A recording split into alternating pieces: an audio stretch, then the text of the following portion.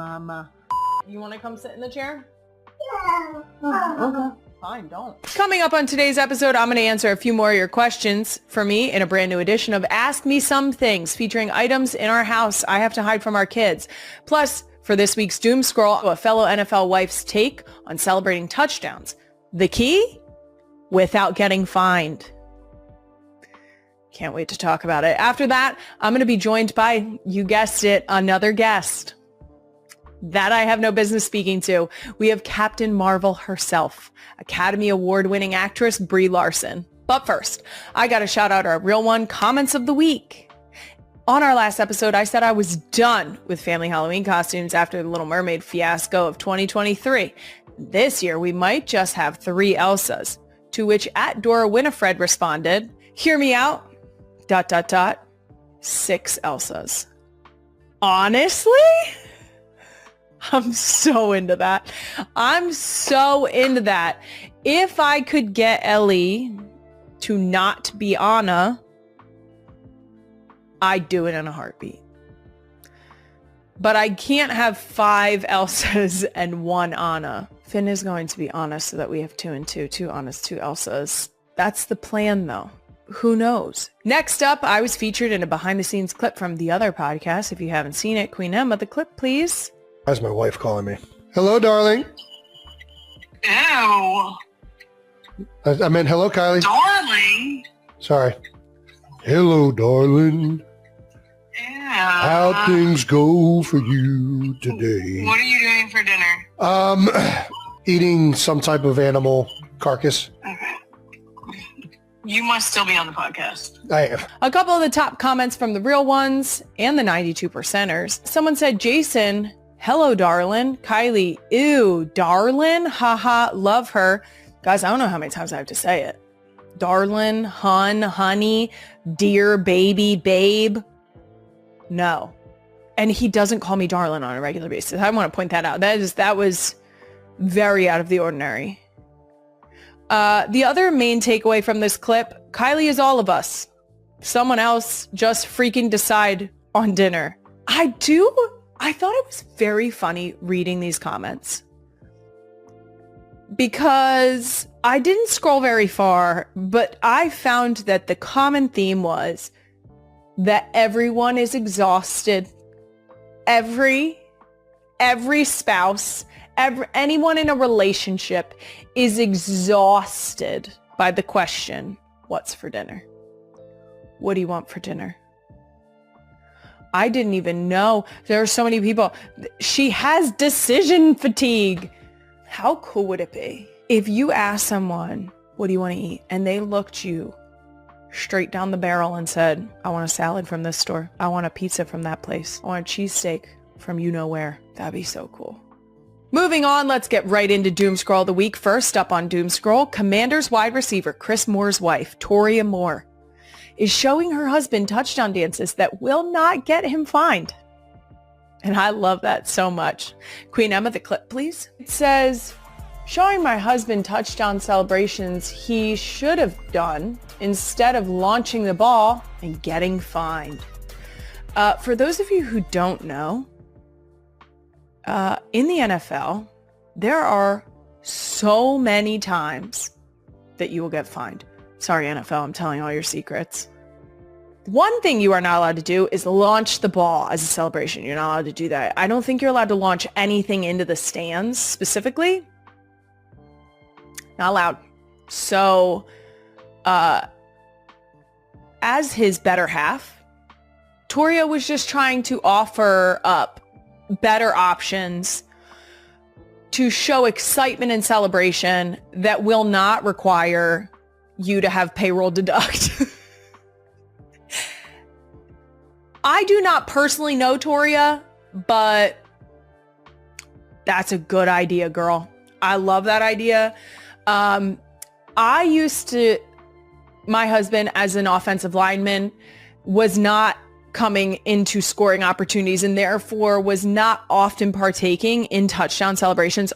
Also, he is on record saying that typically when they would make the march down the field, he was tired. So like he's not going to the end zone to celebrate when he still has to get to the sideline before the extra point setup. He's big man. Big men like to go straight where they're supposed to go and don't make many stops along the way. So he did not have many opportunities to celebrate or create many opportunities for himself to celebrate. But what I did often remind him was that if a fight broke out, that he better keep all 10 of his piggy toes on the outside of that field. Because you want to know another way they pop you? If you so much as step a foot onto that field when you were not previously on that field while there is a fight happening, even if you went out there to break it up, fined dollars out of your pocket into the NFL's. They don't fuck around with that. They do not fuck around with that. And now, again, I could be misrepresenting this, but this was my understanding. If the rules have changed, cool. But I'm telling you, when Jason was there, that was my pep talk. My pep talk was like, hey, doesn't involve you. You keep your ass where it is. Don't do it. Because as much as I would love to say that Jason would be the one that would hop in there and be the peacekeeper breaking it up, you and I both know.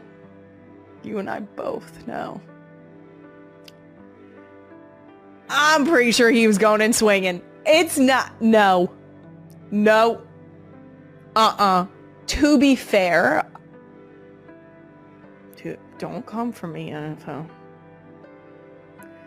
To be fair, things are put in place, like launching the ball into the stands. I completely understand why that rule was put into place. I get it. I get that you have to keep the peace and fine everybody that wants to hop in on a fight. I get it. Love you, NFL. And last thing on Doom Scroll, there's a TikTok trend right now of Gen Zers practicing their best millennial pause. And I feel personally victimized. Queen Emma, the clip, please. Okay, so I just wanted to... Hi, guys. 6'7"? Oh. She said 6'7".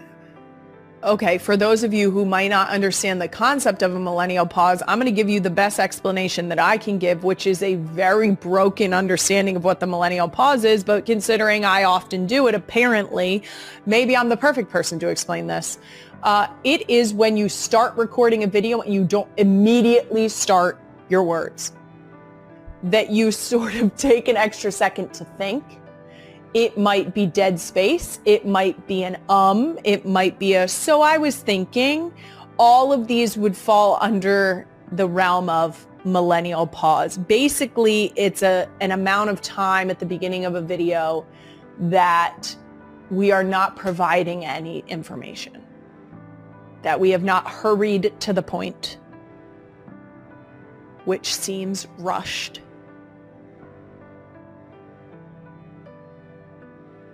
That's the best I've got. That's my understanding. If I'm wrong, fuck me. Can we keep that in? I was actually informed by some of my former field hockey players that I am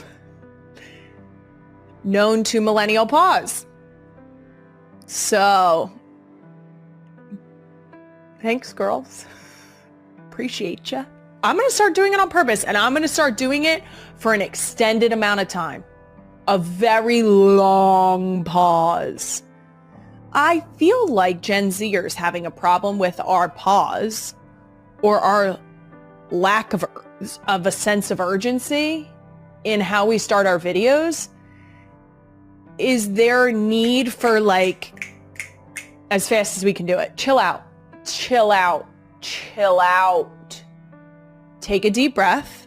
You don't need us to be speaking like a chipmunk. Chill out. We'll get there. God, haven't you heard of enjoy the journey? Enjoy it. Sit down.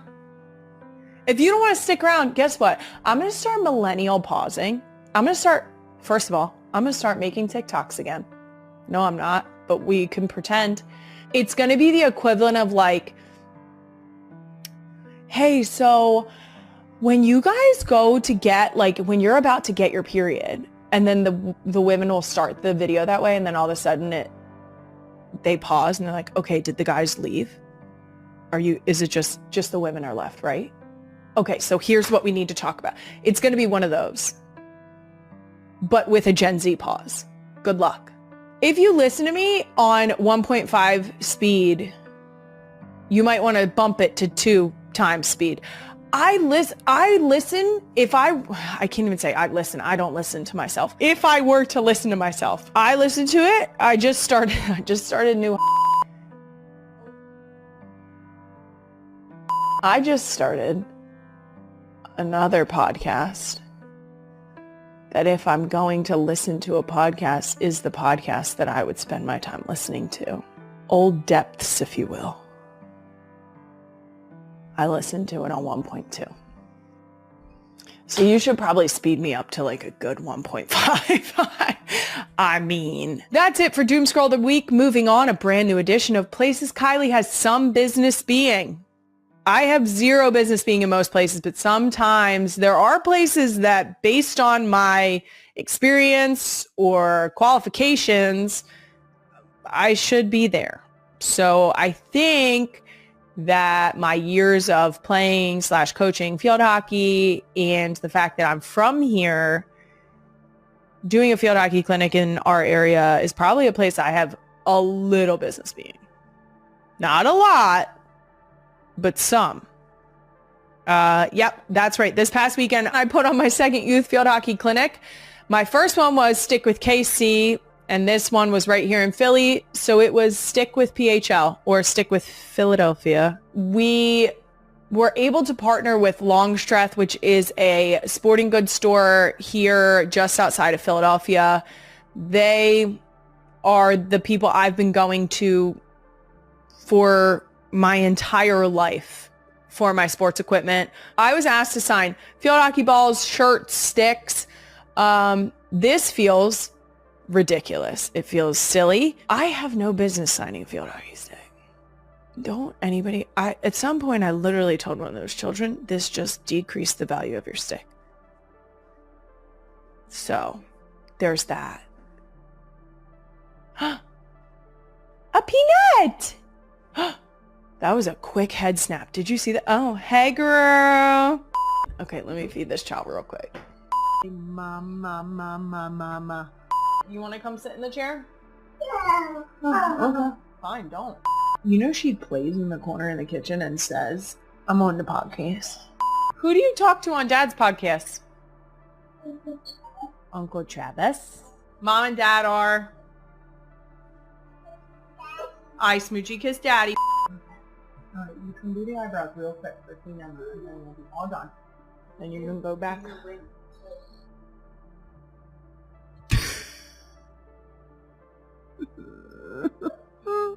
Can you wink?